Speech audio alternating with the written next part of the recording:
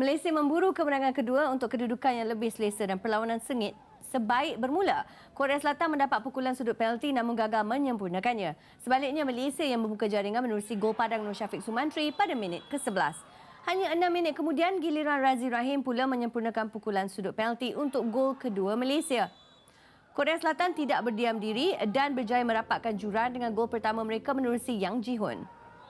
Hanya 2 minit lepas tu, Nur Syafiq menjadikan gol keduanya dan gol ketiga Malaysia menerusi gol padang minit ke-31. Giliran Ashran Hamsani pula meledak gol keempat Malaysia menerusi pukulan sudut penalti. Tapi Korea enggan menyerah. 2 minit selepas itu, Korea mengejar kedudukan 2-4 hasil gol Jang Jong-hyun.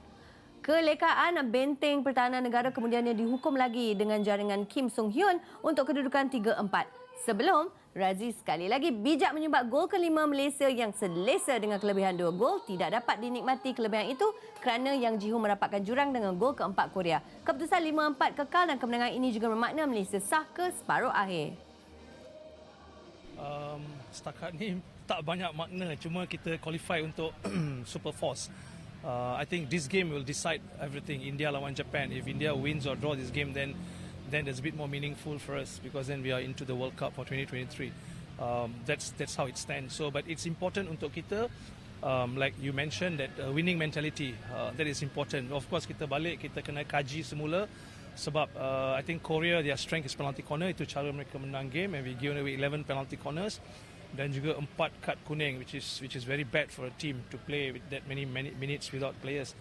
Tapi yang sebaliknya yang mengembirakan pasukan adalah kemenangan, because every time when you win, it takes a step further in terms of team confidence and team belief and individual strength and individual belief. And then you need a bit of success to grow. So that's the meaning for that win today. Okey, memang kita datang sini, memang kita ada kita punya misi dan ada target kita. So memang kita dah plan yang kita akan ambil game by game. So kita tak fikirkan untuk ke semi final dulu. Kita memang akan ambil game by game dalam grup ni lah. So alhamdulillah memang kita berjaya dapat 3 poin hari ni, walaupun skor 4-3 still lagi kita berjaya untuk mendapatkan, kita keluar dengan 3 poin lah. Ini adalah untuk platform untuk saya lebih maju lagi dan cuba membantu tim daripada segi scoring gol. Amat bermakna untuk saya teruskan lagi untuk dalam sukan hoki ni. Untuk masa akan datang, improvement yang masa akan datang untuk saya.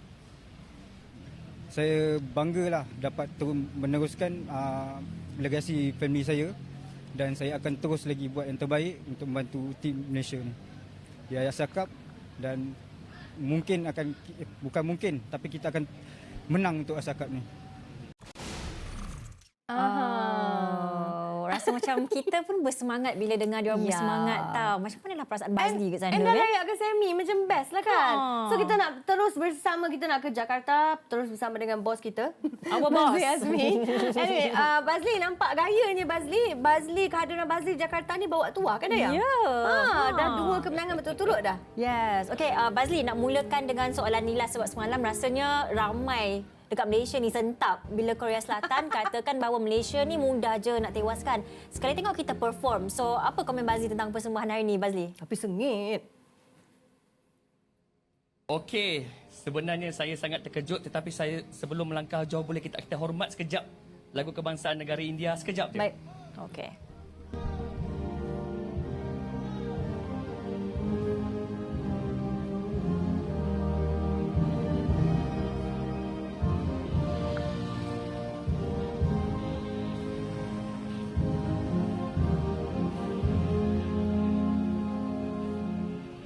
Okey, sememangnya satu kemenangan yang luar dugaan sebenarnya. Sebenarnya kalau kita lihatkan kepada apa yang berlaku pada perlawanan pertama, memang Korea yang terkenal dengan fitness yang sangat-sangat tinggi, antara yang terbaik di kejohanan ini. Mereka sebenarnya sangat kecewa dengan apa yang berlaku. Malah saya cuba untuk mendapatkan komen daripada jurulatih mereka, Shin Seok Kyo, selepas perlawanan juga gagal. Jadi itu sudah menunjukkan betapa mereka memang benar-benar mahukan kemenangan. Mereka sudah akan merangkul kemenangan kedua pada malam ini. Tetapi dengan apa yang dipertunjukkan oleh Marhan Jalil, Kapten Negara bersama rakan sepasukannya di atas padang. Tadi banyak finger cross sebenarnya kerana ia seakan-akan final Sukan Asia di mana Malaysia mendahului jauh tetapi akhirnya tewas kepada Jepun. Tadi Malaysia mendahului 4-1 tetapi winning mentality Marhan dan rakan-rakan selain kemampuan mereka untuk mengekalkan fitness sampai sara penamat dibujukan menjadi faktor utama Malaysia berjaya untuk mencatat kemenangan kedua sekaligus mara ke peringkat separuh akhir. Wow, bagus. Tahniah kepada Malaysia ya. Bazli ada juga interview Razi. Katakan bahawa Razi dia kata dia tak nak pressure untuk perlawanan ni, untuk kejohanan ni dia nak take one match at a time kan. Adakah itu membawa manfaat sebab dia memang perform tadi? Ya, sememangnya Razi Rahim pemain yang paling senior dalam pasukan ini dengan 289 cap. Sikit lagi nak sampai 300, jadi dia tahu apa yang perlu dilakukan untuk kontrol pemain-pemain muda especially yang ada dalam pasukan selepas persaraan beberapa pemain senior seperti Syukri Muntalib, Tengku Ahmad Tajuddin juga tidak bersama dengan pasukan, Fitri Syahri juga tidak bersama dengan pasukan. Jadi dengan peranan, dengan pengalamannya yang sudah beberapa kali beraksi di Piala Dunia sebanyak 2 kali 2014 dan 2018, dia tahu apa yang perlu dilakukan untuk kontrol situasi satu demi satu perlawanan. Kerana apa yang penting ialah hanya nak menang. Tak kiralah 5-4 ke 1-0 ke. Yang penting ialah menang. Dan itu yang dilakukan oleh Razi ketika melaksanakan pukulan sudut penalti. Setakat ini sudah pun mengumpul 5 gol. Dan malam ini yang paling penting daripada 4 pukulan sudut penalti, 2 dijaringkan oleh Razi. Miss conversion rate dia naik daripada perlawanan yang pertama 40%, sekarang 50%. Jadi thank you Razi Rahim. Thank you Razi, our favourite untuk hari ini. Memang dia sangat-sangat power. Okey, Bazli, sekarang ni perlawanan melibatkan pasukan India kan. So apa outcome, apa-apa pun keputusan perlawanan India ni? Apa India dan Jepun ni macam ada kena dengan Malaysia macam kan? mana efek tim kita nanti, Baz? Okey, perlawanan India dan Jepun walaupun dalam kumpulan A tetapi ia memberi kesan yang besar kerana jika India layak ke separuh akhir dalam format di sini mereka panggil Super 4 kerana di Super 4 nanti akan berlaku satu lagi saingan round robin. Tetapi kalau kita panggil dengan format yang mudah separuh akhir, jika berjaya India menewaskan pasukan Jepun pada malam ini bermakna mereka juga mengesahkan tempat ke separuh akhir. Berdasarkan format kelayakan, 4 pasukan terbaik akan layak secara automatik jika tuan rumah Piala Dunia 2023 iaitu India layak atau berada dalam kelompok itu. Jadi sekarang ini Malaysia sudah pun layak. Kalau India berjaya menewaskan Jepun, means Malaysia mara ke Piala Dunia buat kali ketiga berturut-turut. Yes. Bukan je kita nak kena sokong Malaysia, kita kena sokong nak India. India juga.